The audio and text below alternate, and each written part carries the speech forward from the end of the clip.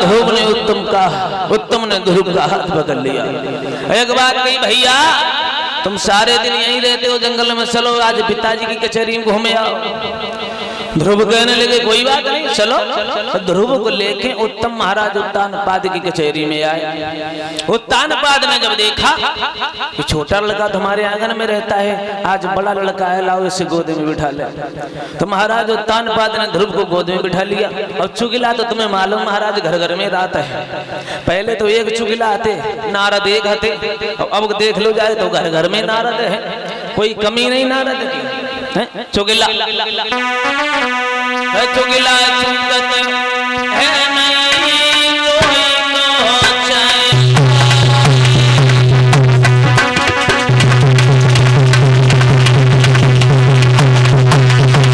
चुगिला बड़ा खतरनाक होता है।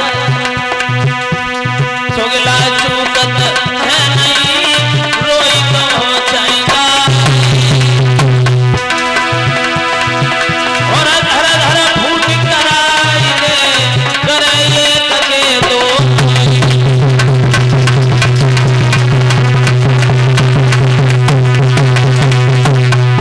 ध्यान रखना,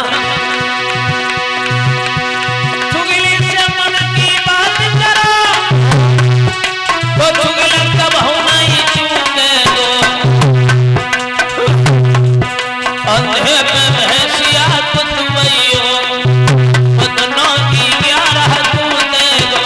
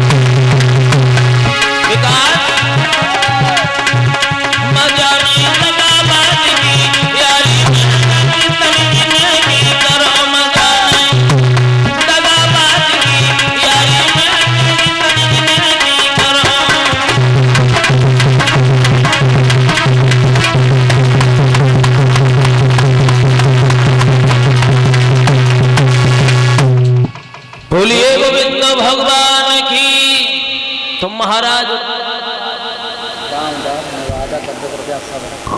और ये श्रीमान भैया रामदास ग्राम नवादा के आए हैं, उनकी तरफ से रामदास भैया जी की तरफ से ये 101 रुपया तो करीब आए हैं सभी साथियों के लिए, सभी मंडल के लिए। भगवान सुख शांति बनाए रखें, जीवन में कष्ट और कलेशों से हमेशा दूर रखें। प्रभु धन में ऐसे भंडार भरते रहे जो हमेशा धर्म के क्षेत्र में हाथ ऐसे आगे बढ़ते रहे। बोलिए गोविंद भगवान की, बोलिए शिव शंकर महादेव की। तेजी से बोलो, करे कम खाया ही खाए तो खूब ज्यादा आई हो, लेकिन बोलिए नहीं। बोलिए जगदम्बे माता की। बहुत सुंदर है।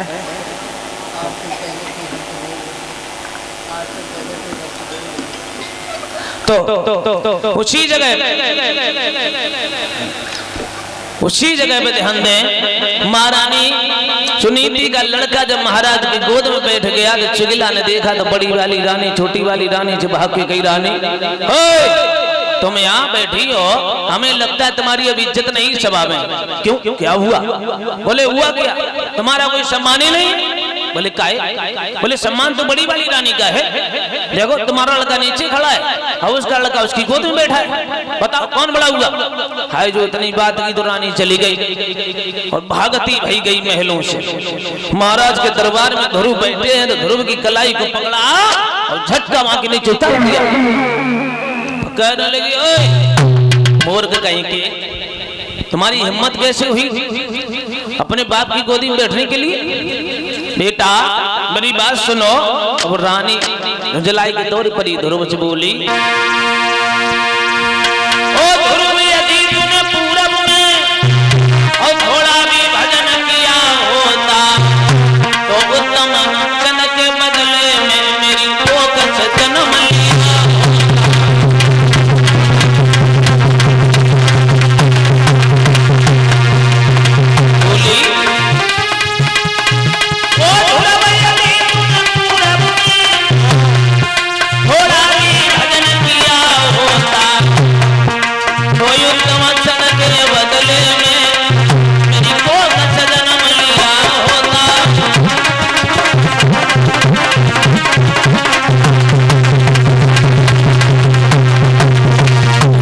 पागल, अगर तू तुने लीला भजन कर ले तो हमारी कोख से नहीं जन्म ले तो भाग जा। हाय ध्रुव तो रोते हुए मैया के पास में आ गए। वो तान पाद चुपचाप बैठे रहे, दो शब्द नहीं कह पाए, काय को मारा है। ध्रुव रोते हुए मैया के पास आए और मैया सुनीति ने जैसे ध्रुव को देखा बोली, लाला किसने मारा है मेरे बालक? अरे तू वैसे दुखिया का लड़का है, गरीबनी का लड़का है और तुझे किसने मारा है? तो ध्रुव कहने लगे, मैया मारा किसी गैर ने नहीं है। और ध्रुव रो के बोले, माँ किसने मारा है? हर कबला ने मोरी उठाई गोद में ठारो,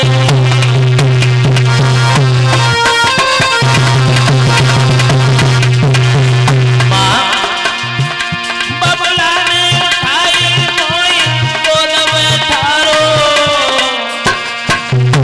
भैया मौसी ने पकड़ी बाँ, मौसी ने पकड़ी बाँ, धकेला मारो मौसी ने पकड़ी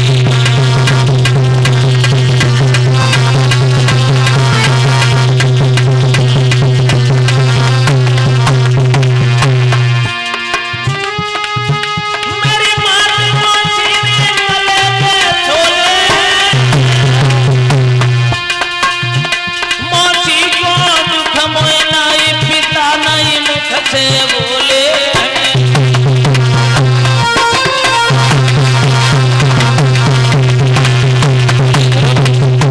मैया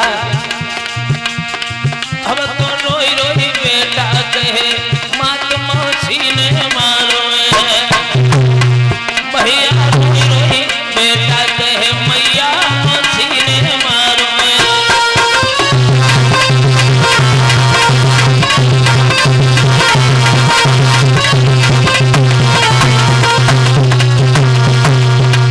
कहने लगे ध्रुव, मैया मुझे मौसी ने मारा है, लेकिन तू किस बात का नहीं मुझे मौसी ने मारा, लेकिन तू किस बात का है कि पिताजी मुख से बोले। कहने लगी मैया, लाल अरे अगर वो तेरे पिता होते तब तो कुछ कहते, तेरे पिता तो कोई दूसरे हैं, वो तेरे पिता कहाँ हैं? ध्रुव चौंगे, क्या कह रही हो आप? हमारे पिता? फिर हमारा पिता कौन है माँ?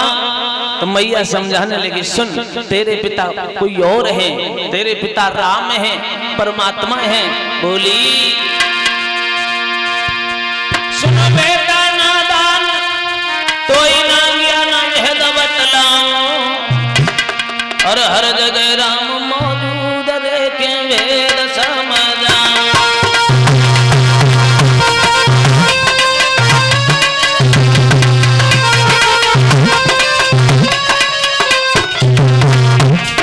बोली माँ,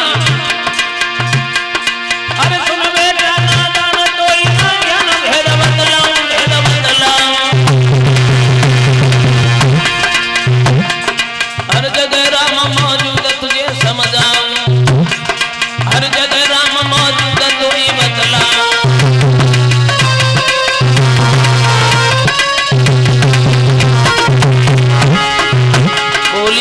सुलाला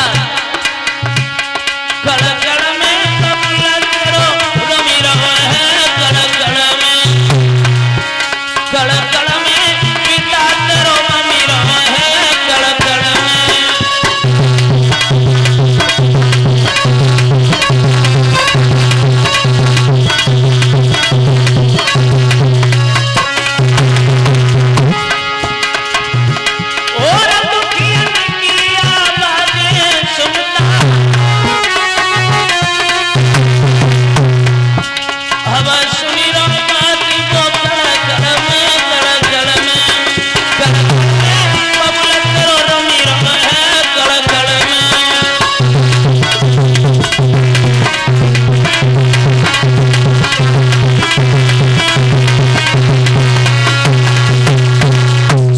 लगी माँ बेटा तेरे पिता हर जगह है कि हरि व्यापक सर्वज्ञ समाना और प्रेम से प्रकट होई मही जाना। भगवान कड़कड़ में है जहाँ उन्हें प्रेम से दहाओ प्रेम से बाजो और प्रेम से उनका कीर्तन करो भगवान प्रकट हो जाते हैं। तो कहने लगी माँ बेटा तेरे पिता हर जगह है। ध्रुव कहने लगे मैया अब तो हम अपने पिता के दर्शन करने हैं। तो माँ कहने लगी बेटा अभी तू छोटा है जब तू बड़ा हो जाना फिर दर्शन कराना भगवान का ध्यान करना। ध्रुव कहने लगे मैया अब मैं बड़ा हो गया हूँ अब मैं भगवान का भजन करने जाऊंगा और माँ कितना भी रोकेगी मैं नहीं मानूंगा मैया मुझे पिता के दर्शन करने हैं। अब ध्रुव नहीं मान रहे माँ समझा रही मान जाओ लाला लेकिन ध्रुव नहीं मान रहे। कहने लगे मैया कोई बात नहीं मुझे जाने दे। बोले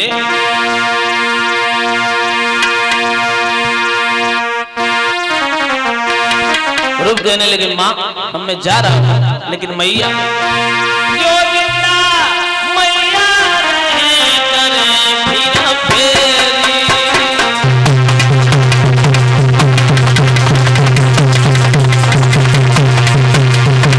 माँ जो जिंदा मैया रहे करे फिर फेरी नहीं ले ले तू फिरड़ा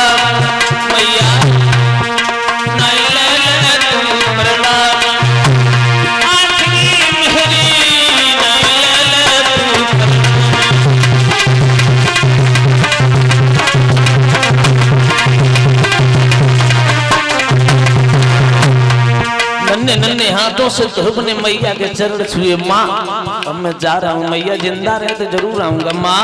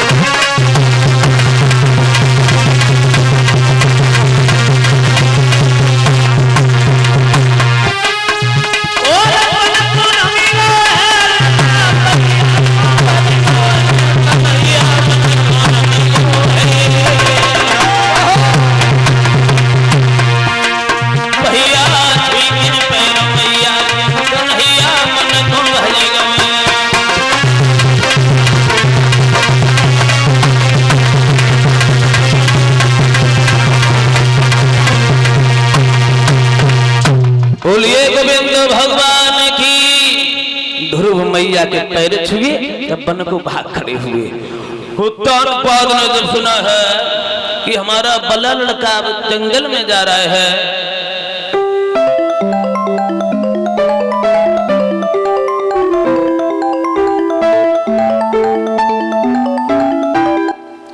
उत्तानपाद ने जब सुना कि बड़ा लड़का बन को जा रहा है तो आवाज कर दी मंत्री चले जाओ हमारे बड़े लड़का ध्रुव से कह दो कि बन को न जाए, अभी तक उसे जौ की रोटी मिलती रही नमक के साथ में, तो अब शुद्ध गेहूं की रोटी सब्जी मिलेगी, लेकिन न जाए। मंत्री आगे आ गया, कहने लगे बेटा ध्रुव, अरे काय को जंगल में जा रहे हो, अब लौट चलो, अब तो लॉटरी लग गई। बोले क्या? बोले पहले जौ की रोटी मिलती थी, अब शुद्ध गेहूं की रोटी सब्जी मिलेगी। भगवान की बात सुनी, ध्रुव ने यह सुना तो हंसने लगे, वाह भाई वाह, वाह रे भगवान, अभी तुम्हारे नाम से खेत भी नहीं निकल पाया, अभी से गेहूं की रोटी सब्जी मिलने लगी। बोले नहीं, मना कर दो, जाके ध्रुव नहीं लौटेगा, ध्रुव पिता को प्राप्त करके लौटेगा। तानपाद ने खबर सुनी, ध्रुव नहीं मार रहे, फिर खबर भिजवाई, बोले जाओ आदि राज्य को, अयोध्या जो है, अयोध्या आदि राज्य जो है तुम्हें दे देंगे। मंत्री ने कहा बेटा ध्रुव, अब तो डबल लॉटरी लग गई, अब तो लौट चलो। बोले क्यों? बोले अब तो अयोध्या का आधा राज आपको मिलेगा। ध्रुव हंसने लगे, वाह भाई वाह, अरे भगवान, अभी तो 10 खेतों नहीं निकल पाए, आधो राज्य मिलने लगो, चले जाओ, हमें राज नहीं चाहिए। तो महाराज उत्तानपाद ने कहा अब तुम जाओ, घोष करवा दो कि आज के बाद पूरी अयोध्या का राजा हमारा बड़ा लड़का ध्रुव बनेगा। समझ गए? ध्रुव को खबर मिली, ध्रुव हंसने लगे, अरे भगवान अब तो पूरा राज दे रहे हो। नहीं, तुम्हारी बातों में नहीं आएंगे, हम तुम्हें प्राप्त करके रहेंगे। यहाँ देखो ध्रुव की कथा सीख देती है क्या? ध्रुव की कथा ये सीख देती है कि व्यक्ति जब धर्म के क्षेत्र में आगे बढ़ता है तो माया पीछे लगती है, कहीं माया बड़े बड़े प्रलोभन देती है, तो फंस जाओ ना तो आगे निकल जाओ। ध्रुव कहने लगे बिल्कुल नहीं मानेंगे, भगवान का भजन करेंगे। नहीं मान रहे ध्रुव सीधे जंगल की ओर चले, उधर से देवर्षि नारद ब्रह्मपुत्र बीड़ा को बजाते हुए चले। सभी लोग ताली बजा के बोलेंगे,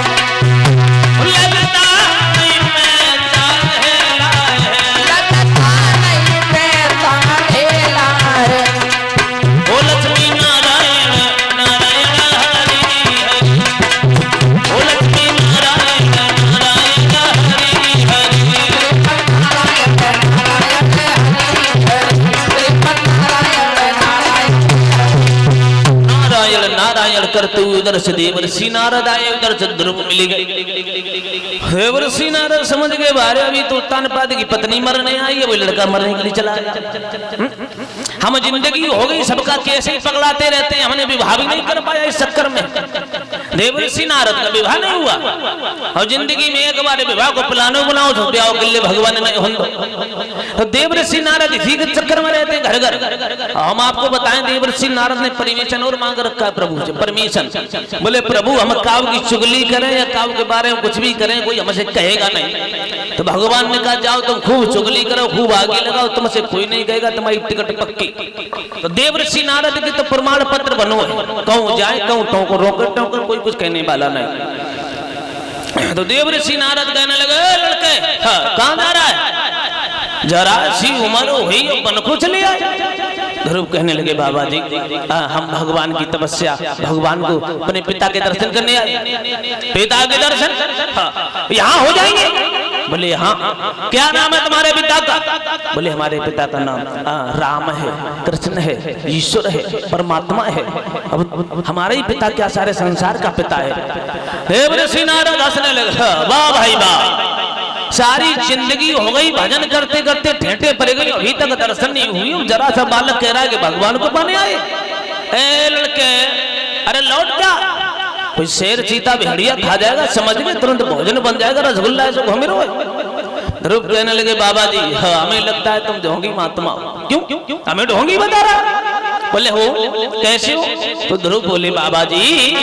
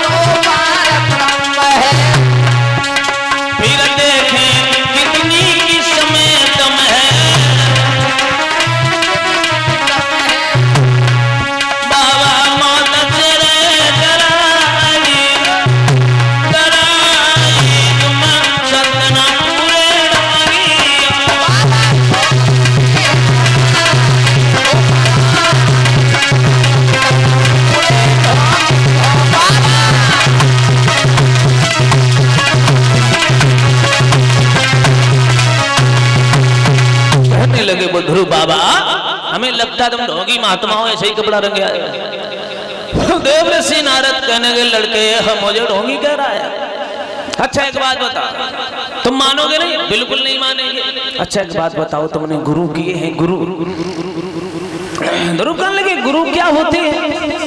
तो देवर्षि नारद कहने लगे हाँ गुरु की जरूरत पड़ती है आगे। गुरु बिन भवनिधि तरे न कोई, चौ बिरंची शंकर सम होई। गुरु के बिना उद्धार नहीं है।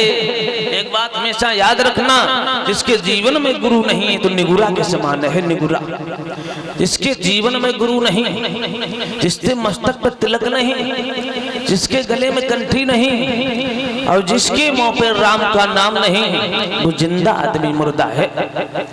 याद रखना हमेशा, क्योंकि हम सब हिंदू हो, सनातनी हो, तो हम तुमको तिलक लगाना चाहिए कि नहीं लगाना चाहिए? प्रत्येक मनुष्य अपने मस्तक पर तिलक लगाए, सुबह नहाए और बिना तिलक वाला मस्तक सूना लगता है। जिससे मस्तक पर तिलक होता है, कुमकुम का लगाओ, चंदन का लगाओ, किसी का भी लगाओ, लेकिन तिलक सर पे होना चाहिए। तो सभी तिलक लगाते हैं तो दिमाग चैतन्य रहता है और बाहरी शक्तियों से, निगेटिव शक्तियों से दूर रहते हैं। ये भगवान का पोशाक है। जैसे मान लो पालतू कुत्ता पालो, परीक्षित महाराज जो कुत्ता के गले में पट्टा डाल देता है, क्यों? क्योंकि ये मालूम पड़ जाए पालतू कुत्ता है। तो हम भी लोग हैं, भगवान के नाम का तिलक लगा लेते, कंठी पहन लेते, और इसलिए कि हम भगवान के हैं, हम उनके दास हैं, तो उनके नाम की कंठी माला करते हैं, पहनते हैं, तिलक लगाते हैं।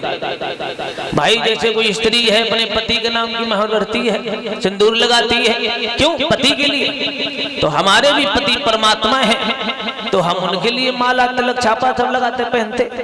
याद रखना, जिनके अंदर भगवान की भक्ति नहीं है वो नुगरा के समान है। इसलिए जीवन में ये काल पीछे पड़ा है। कैसे पड़ा है?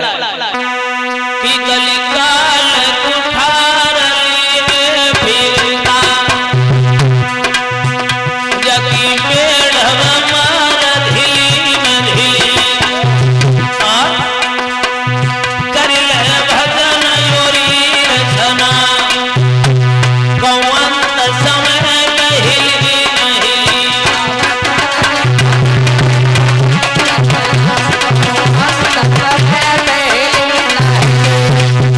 कलिकाल कुठार लिए फिरता, जगी बेढब मार ढिली न ढिली, और करिले भजन ओरी रसना, कौवंत समय पे हिली नहीं।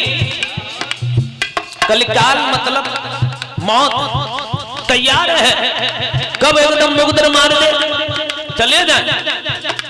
जाकी बेढब मार ढिली न ढिली, करिले भजन ओरी रसना, कौवंत समय पे हिली न हिली। लिखा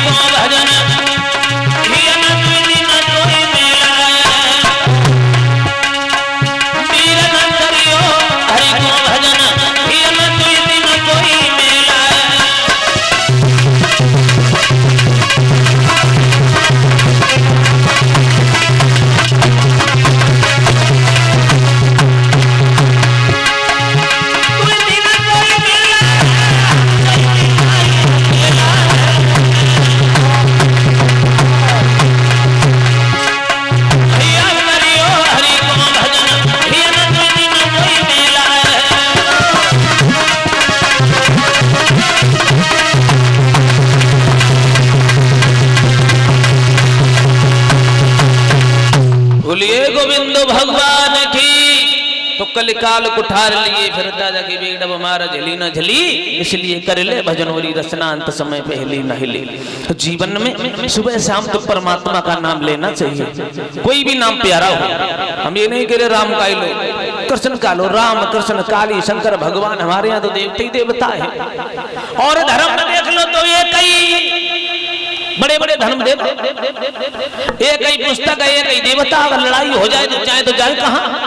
हमारे धर्म में अगर शंकर जी सेनाई बन रही तो राम में बढ़ जाओ, और राम सेनाई बन रही तो कन्हैया पकड़ लो, और जब कन्हैया सेनाई बन रही तो मैया को पकड़ लो। है तो फायदा ही फायदा है, हजारों ग्रंथ हैं, लेकिन फिर भी हिंदू इतना मूर्ख हो गया जो ये दूसरे के धर्म पे पीर मजाना बजाता है। हम किसी की बुराई नहीं कर रहे, लेकिन जब तुम्हारे देवी देवता है, तुम्हारा धर्म सबसे श्रेष्ठ है, और फिर तुम दूसरे धर्म में जाते हो तो नरक में भी जगह नहीं मिलेगी। याद रखना, ये सनातन धर्म हमें हिंदू धर्म बड़े ही भाग्य और सौभाग्य से मिला है। इस सनातन धर्म में बड़े बड़े योगी, बड़े बड़े ऋषि मुनिंद्र हुए हैं। यही वो धरती है जहाँ राम और कृष्ण आए हैं, अंत कहीं नहीं भगवान आए। और हमारे देश को भारत माँ का दर्जा दिया है, भारत माता। देखो पाकिस्तान माता नहीं कहते, ना चीन माता, ना रूस माता, ना अमेरिका माता, ना जापान माता, कोई माता, लेकिन हमारे भारत देश को माँ का दर्जा मिला है। माँ, भारत माँ। ये भारत देश बड़ा सुंदर है, जो भाई हमारा भारत देश है, हजारों ब्रह्मचारी पैदा हुए। तो आओ उसी जगह पर ध्यान देते हैं। जब ध्रुव से कहा देवर्षि नारद ने कि कोई गुरु किए हैं। गुरु का मतलब होता है गु माने अंधकार, रू माने प्रकाश, जो अंधकार से प्रकाश की ओर डाल दे। कौन सा अंधकार, कौन सा प्रकाश? जो अज्ञान रूपी अंधकार जो हमारे हृदय में है, इस अज्ञान रूपी अंधकार से निकाल के ज्ञान रूपी प्रकाश में पहुंचाते, उसका नाम है गुरु। उसका नाम गुरु नहीं, पीछे लग जाता महाराज सदगुरु। गुरु तो बहुत हो सकते हैं। कैसे? जैसे तुम रास्ता में बाजार में जाओ या कोई रिश्तेदारी में जाओ, रास्ता भूल जाओ, और कोई ट्रक वालों ट्रैक्टर वालों मिल जाए, भैया ये गुरु जा रास्ता बताइए गुरु, तो बताए दी सीधे चले जाओ। गुरु तुम्हारा मित्र भी हो सकता है। ए गुरु, इधर इधर आना गुरु। अब तो गुरु हर जगह चले गया, गुरु गुरु कह रहे सब लोग। गुरु तो हजारों हो सकते हैं, लेकिन सदगुरु केवल एक होता है। सदगुरु कौन होता है? जो परमपिता परमात्मा से हमारा मिलन करा दे, जो सर पे हाथ रख के हमारा तीसरा नेत्र खोल दे, दिव्य दृष्टि प्रदान कर दे और परमात्मा का मिलन साक्षात्कार करा दे, वही होता है सदगुरु। बोलिए सदगुरुदेव भगवान की। अब गुरु की महिमा बड़ी विचित्र है, याद रखना। जो लोग गुरु की अवहेलना करते हैं ना, उनके जीवन में नरक के अलावा कुछ मिलता नहीं। गुरु का अपमान नहीं करना चाहिए। अगर संत महात्मा हमारे भारत में न होते, अगर संत ऋषि न होते, तो बताओ हम तुम धर्म को जानते? हम तुम कोई वेदों शास्त्रों को पढ़ते? कोई अगर उनकी कथाएं सुनते? नहीं। ये ऋषियों की देन है, ये संतों की देन है, ये साधु सन्यासियों की देन है, बड़े बड़े योगियों और सिद्धों की देन है, जो हमारा भारत देश मान है। तो इसी भारत में राम और कृष्ण का भी अवतरण हुआ है। ये वो हमारा भारत देश है। हम धन्य धन्य हैं, हम कृत कृत्य हैं जो भारत देश में जन्म मिला, यूपी राज्य में मिला और तुम्हारा कानपुर जिला में मिला। तो हमेशा याद रखना, अपनी भूमि, अपना देश, अपना राष्ट्र सबसे प्रिय होना चाहिए। तो इसलिए भगवान का भजन न छूटे। सब कुछ चला जाए, लुट जाए, कितना भी कष्ट आ जाए, रोना मत, दुखी मत होना। और संसार के लिए कभी रोना नहीं, रोना तो परमात्मा के लिए रोना, क्योंकि संसार में कोई किसी का होता नहीं है। जो आदमी गरीब होता है ना, उसे कोई दो वक्त की रोटी तक नहीं पहुंचता, और गरीबी में कोई साथ नहीं देता। मित्र भी धोखा दे जाते हैं, परिवारी, घरवारी, नारी, मतलब सभी धोखा दे जाते हैं। इसलिए ये संसार तुम्हारा नहीं है, संसार के लोग तुम्हारे नहीं हैं, तुम्हारा सिर्फ परमात्मा है। इसलिए अपने ईश्वर का ध्यान रखो, अच्छे मार्ग चलो, अच्छे कर्म करो, किसी को दुखी मत देखो, किसी को न दुखी करो, और तुम्हारा जीवन मंगलमय हो जाएगा। जिस दिन अपने अंदर अहंकार को निकाल के परोपकार की भावना को रख दें, उसी समय हमारा जीवन स्वर्ग बन जाएगा। ये जीवन बड़ी मुश्किल से मिला है। कैसे? ये जीवन बड़ी मुश्किल से मिला है। बताया ये गया है, ये जीवन बार बार नहीं मिलता है। क्यों?